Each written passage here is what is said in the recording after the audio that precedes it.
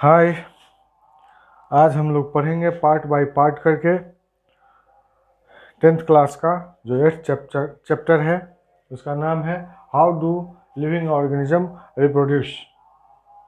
तो उस सबसे पहले रिप्रोडक्शन क्या है उसके डिफिनीशन के बारे में जान लेते हैं कि reproduction is a process of producing new individual of same kind.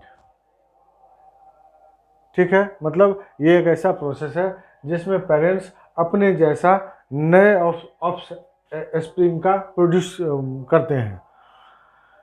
दूसरा है उसका दूसरा भी ये डिफिनीशन हो सकता है कि हम a complex biological process in which organism gives rise to young one.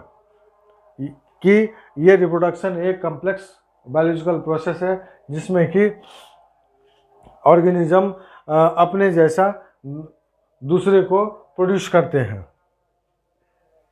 या एक तीसरा भी हम लोग दे सकते हैं इसका परिभाषा कि ये process where living organism increases its population भी बढ़ता है तो रिप्रोडक्शन के मार्फत से ही बढ़ता है। अब जैसे मान लीजिए कि भाई कोई भी ऑर्गेनिज्म है अपने ही जैसा प्रोड्यूस करेगा यंग वन, जिसको हम लोग बोल सकते हैं इंडिविजुअल या ऑफ स्प्रिंग बोल सकते हैं। कुत्ता कुत्ते जैसे बच्चे को जन्म देगा, ह्यूमन के जैसे बच्चे को जन्म देगा, हॉर्स के जैसे बच्चे को जन्म देगा। यही रिप्रोडक्शन है, रिप्रोड्यूस करके नए बच्चे को जन्म देगा और जिससे पॉपुलेशन बढ़ता है। अब है जो हम लोग यहाँ बोले हैं कि ये एक बायोलॉजिकल प्रोसेस है।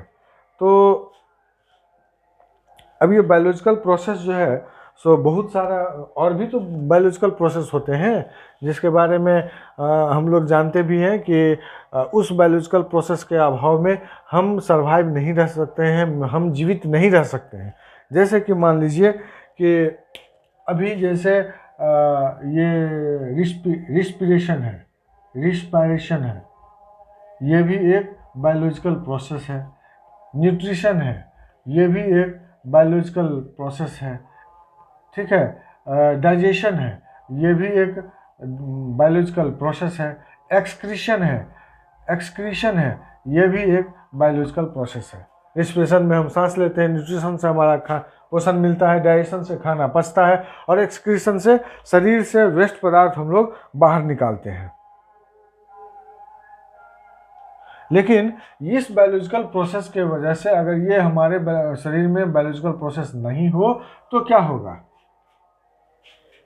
ऑर्गेनिज्म डेथ कर जाएगा, ऑर्गेनिज्म खत्म हो जाएगा। लेकिन रिप्रोडक्शन है एक ऐसा बायोलॉजिकल प्रोसेस जो अगर नहीं हो किसी में तो कुछ नहीं होगा। जैसे मान लीजिए कि रिप्रोडक्शन अगर कुत्ता का स्पेसीज है, पूरे विश्व में बहुत सारे कुत्ते हैं, वो एक जाति हुआ कुत्ता, उसका एक पर्टिकुलर जो डॉग हुआ सो अगर मान लीजिए वो रिप्रोड्यूस नहीं करता है तो क्या होगा? वो रिप्रोड्यूस नहीं करेगा और अपना जो है उसका ज़िंदगी वो जी लेगा, उसका डेथ हो जाएगा और खेल खत्म। उसका बाकी कम्युनिटी जो है सो चलता रहेगा आगे और सारे कुत्ते का रिप्रोडक्शन होता रहेगा, जनसंख्या बढ़ाता रहेगा। लेकिन अगर कोई खास कम्युनिटी, जैसे मान लीजिए ह्यूमन एक स्पेसीज है जिसमें विश्व के सारे ह्यूमन आते हैं। अगर सारे ह्यूमन एक साथ रिप्रोडक्शन करना छोड़ दे तो क्या होगा? कुछ दिनों के बाद पता चला कि इस धरती से सारे ह्यूमन गायब हो गए। इसलिए रिप्रोडक्शन जो है सो स्पेसीज के लिए बहुत ज़रूरी है। ठीक है, अब हम देखते हैं कि रिप्रोडक्शन में क्या होता है। तो रिप्रोडक्शन में क्या होता है ये समझने के लिए सबसे पहले ये समझिए कि जितने भी ऑर्गेनिज्म है उसके सेल में डीएनए होता है। यहाँ डीएनए होता है। अब डीएनए दो प्रकार का होता है, एक इस तरीके से स्कैटर्ड फॉर्म में रहता है और एक इस तरीके से कलेक्टेड फॉर्म में होता है। इसको हम लोग बोलते हैं क्रोमेटिन और इसको हम बोलते हैं क्रोमोसोम। दोनों ही डीएनए है। ह्यूमन में 23 पेयर क्रोमोसोम होता है और ये क्रोमेटिन जो है मोस्टली लोअर जो ऑर्गेनिज्म है वहाँ ये क्रोमेटिन के रूप में रहता है। तो जब मान लीजिए कि बच्चा पैदा होता है, नया बच्चा पैदा होता है, तो उस जैसे ये कोई भी आदमी है, कोई भी ऑर्गेनिज्म है जिसका ये डीएनए है, जब वो उसका न्यू इंडिविजुअल बनेगा तो सेल ही है जो गैमीट के रूप में सेक्स में हिस्सा लेता है। और तो गैमीट में भी न्यूक्लियस होगा, गैमीट में भी डीएनए होगा, वो डीएनए यही पेरेंट्स का जो जाएगा वही सेम डीएनए वहाँ आ जाएगा। तो हम ये भी कह सकते हैं कि reproduction is a process where DNA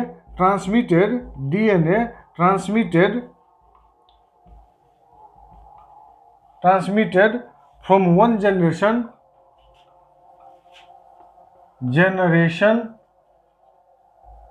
to another generation। ये भी तो बोल सकते हैं, ये रिप्रोडक्शन का एक परिभाषा हम डीएनए के आधार पर ऐसा भी बोल सकते हैं। अब क्या होता है कि रिप्रोडक्शन जो है सो दो तरीके से होता है, एक सेक्सुअल, एक एसेक्सुअल। हमेशा याद रखिए कि एसेक्सुअल रिप्रोडक्शन में पेरेंट एक होगा, सिंगल पेरेंट हिस्सा लेगा एसेक्सुअल रिप्रोडक्शन में। एसेक्सुअल रिप्रोडक्शन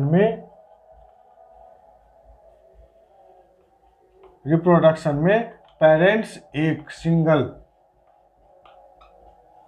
और सेक्सुअल रिप्रोडक्शन में पेरेंट्स दो होगा, एक माता का और एक पिता का।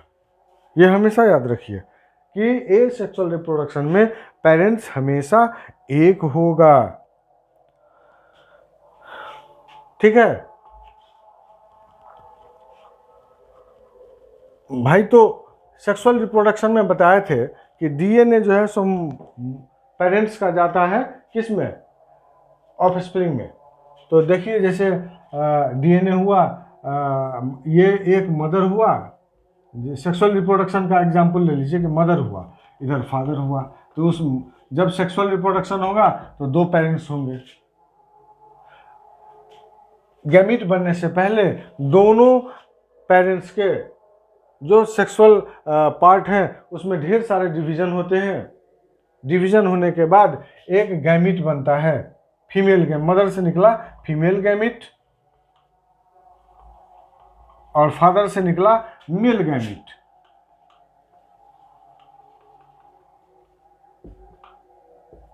जो यूनिसेलुलर होते हैं।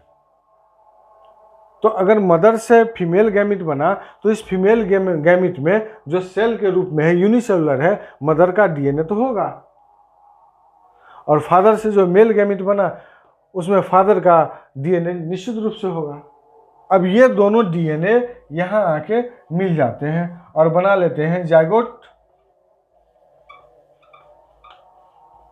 तो इस प्रकार से हम कह सकते हैं कि ये सेक्सुअल रिप्रोडक्शन वैसा रिप्रोडक्शन है जिसमें मदर और फादर का डीएनए ट्रांसमिट होता है नए बच्चे में। ठीक है, इस बात को आप लोग अच्छे तरीके से समझ गए।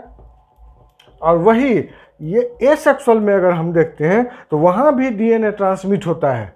भाई अगर रिप्रोडक्शन है तो डीएनए ट्रांसमिट तो होगा, लेकिन एसेक्सुअल में क्या होता है कि मान लीजिए कि ये अमीबा है, यहाँ इसका न्यूक्लियस है और इसमें क्रोमेटिन है। क्रोमेटिन भी डीएनए का एक फॉर्म है जो स्कैटर्ड फॉर्म होता है। इसमें क्या होता है कि रिप्रोडक्शन से ठीक पहले ये जो डीएनए है अपने आप को रिप्लिकेट करता है। रिप्लिकेट मीन्स दुगुना। कैसे रिप्लिकेट करता है? तो इसी डीएनए का कॉपी करके क्या करता है? रिप्लिकेट करता है, माने दुगुना, डबल।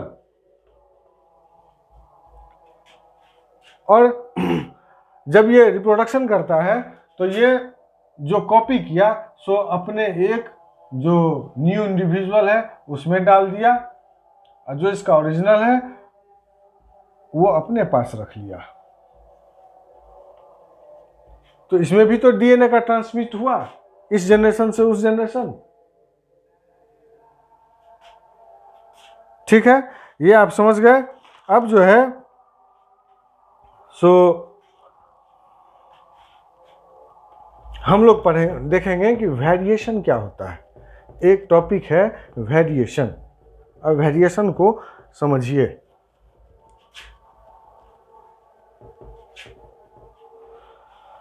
तो वेरिएशन के बारे में ऐसा कहा गया है कि variation occurs due to recombination of DNA and mutation in gene. Variation होता है ड्यू टू रिकम्बिनेशन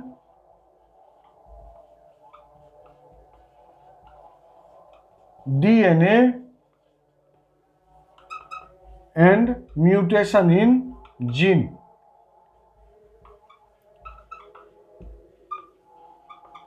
इसी जीन को हम म्यूटेशन जब हो जाता है जीन में तो उसको हम बोलते हैं एलील्स। सवाल आएगा कि जो वेरिएशन है उसके कौन से कारक हैं, तो ये एलील्स। म्यूटेंट जीन को हम लोग एलील्स बोलते हैं। ठीक है, तो अब ये म्यूटेशन कैसे, वेरिएशन कैसे होता है वो जरा देख लेते हैं। तो जैसे मान लीजिए कि अभी आपको हम बोले थे इसमें वेरिएशन सेक्सुअल एसेक्सुअल दोनों में होगा, तो क्यों होता है? तो अभी हम बोले थे कि जब सेक्सुअल रिप्रोडक्शन होता है तो उसमें दो पेरेंट्स होते हैं, एक मदर का एक फादर का, दो पेरेंट्स हैं। इसके रिप्रोडक्टिव पार्ट में गैमिट बनने के लिए ढेर सारे डिवीजन होते हैं, मतलब मियोसिस होते हैं, माइटोसिस भी होते हैं। उस डिवीजन के बाद इसका गैमिट बनता है। ये हो गया मदर से फीमेल गैमिट और फादर से मेल गैमिट। बहुत सारे डिवीजन होते हैं। डिवीजन हुआ कौन कौन सा? तो मियोसिस भी होता है और माइटोसिस भी होता है, और साथ साथ में बहुत सारे केमिकल चेंजेस होते हैं। इसको समझने के लिए एक बात इससे पहले ये समझ लीजिए कि हमारे जितने भी ऑर्गेनिज्म हैं सारे के सेल के न्यूक्लियस में डीएनए होता है, और उस डीएनए में प्रोटीन होता है। उसी प्रोटीन में सारी सूचनाएं होती है। एक जीव के बारे में, उस जीव के पूर्वज के बारे में सारी इंफॉर्मेशन होती है। कैसे? तो एज ए जीन। तो जीन जो होता है सो जितनी भी एक ऑर्गेनिज्म का जो कुछ भी लक्षण है, जो कुछ भी गुण है, सारे गुण का अलग अलग जीन बैठा होता है। कहाँ? क्रोमोसोम पे। तो जब ये इतना प्रोसेस होता है कि डिवीजन हुआ, माइटोसिस हुआ, मियोसिस हुआ, बहुत सारे केमिकल चेंजेस हुए, इस वजह से जब गैमीट बनता है तो जो इंफॉर्मेशन यहाँ मदर और फादर के डीएनए में होता है उसका सीक्वेंस बदल जाता है, इंफॉर्मेशन का सीक्वेंस बदल जाता है। तो इंफॉर्मेशन के सीक्वेंस बदल जाने की वजह से यहाँ जो एक ऑफ स्प्रिंग नया जन्म लेगा उसमें उस मदर पेरेंट्स के गुण के अगेंस्ट कुछ गुण होगा, या उस मदर और फादर के जो गुण है उससे अलग एक गुण होगा।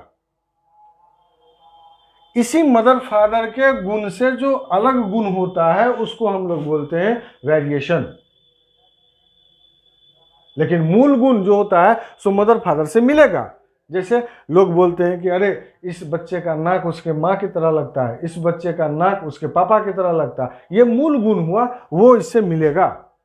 लेकिन इसी वेरिएशन के वजह से एक माता पिता के अगर 4 बच्चे हुए, एक बच्चा मान लीजिए एक यहाँ है, दूसरा बार अगर ये रिप्रोडक्शन हुआ तो यहाँ हुआ, तीसरा बार रिप्रोडक्शन हुआ तो यहाँ हुआ। अगर ये 3 बच्चे हुए, तीनों बच्चों का कैरेक्टर अलग अलग होता है। कोई गुस्सैला होगा, कोई बिल्कुल कूल होगा, किसी का आंख ब्राउन होगा, कोई देखने में बड़ा होगा, लॉन्ग होगा, कोई ड्वार्फ होगा।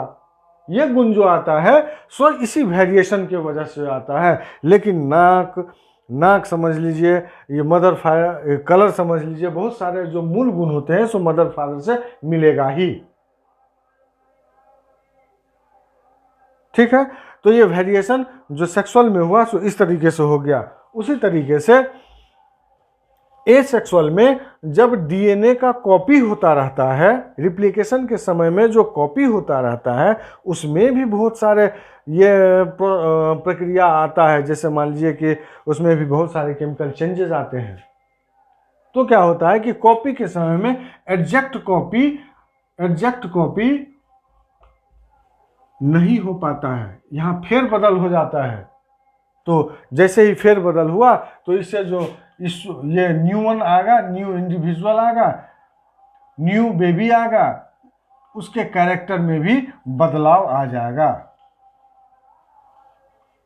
तो अब देखिए कि चूंकि एसेक्सुअल रिप्रोडक्शन में एक पेरेंट्स होता है, इसलिए यहां वेरिएशन लेस होगा।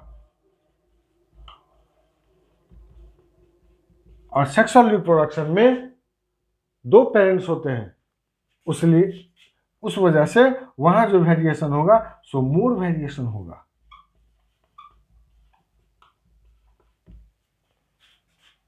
तो एसेक्सुअल में लेस वेरिएशन और सेक्सुअल में मोर वेरिएशन।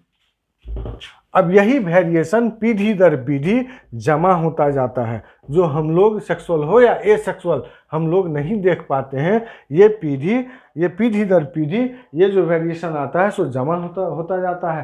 लाखों रिप्रोडक्शन के बाद पता चला वेरिएशन की वजह से एक नया जीव उत्पन्न हो गया। तो वेरिएशन जो है सो इवोल्यूशन देता है। इवोल्यूशन माने वही हुआ नया जीव का उत्पत्ति। वेरिएशन जो है स्टेबिलिटी देता है।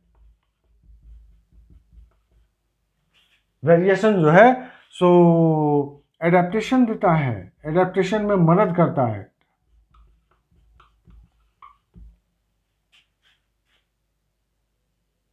मान लीजिए कि कोई जैसे एक मच्छर हुआ, एक मच्छर को आपके रूम में बहुत सारे मच्छर हैं, आपने गुड नाइट का लिक्विड आपने गुड नाइट का लिक्विड जो है सो डाल दिया बोर्ड में।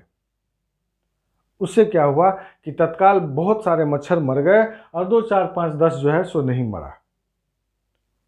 अब वो मच्छर जो नहीं मरा सो आपके उस लिक्विड के अगेंस्ट अडेप्ट कर लिया अपने आप को, वो कठिन परिस्थिति के अगेंस्ट अडेप्ट कर लिया अपने आप को। मान लीजिए कोई भूकंप हुआ, भूकंप में जो छोटे छोटे ऑर्गेनिज्म थे, बहुत सारे छोटे बड़े बहुत सारे का ये अंत हो गया, खत्म हो गया। लेकिन जो बच गया वो भूकंप होने के बाद जो जियोग्राफिकल ये कंस्ट्रक्शन बना धरती पर, वहां अपने आप को स्टेबल कर लिया। ठीक है, तो ये जो है वेरिएशन देता है, इवोल्यूशन वेरिएशन देता है, स्टेबिलिटी वेरिएशन देता है, एडेप्टेशन। समझ गए? तो हम लोग ये रिप्रोडक्शन क्या है वो समझ लिए, इसके बाद एडेप्टेशन क्या है सो समझ लिए। अब नेक्स्ट वीडियो में हम लोग ये सेक्सुअल रिप्रोडक्शन के बारे में पढ़ेंगे, सेक्सुअल रिप्रोडक्शन या एसेक्सुअल रिप्रोडक्शन के बारे में, टाइप ऑफ रिप्रोडक्शन पढ़ेंगे। Okay, thank you.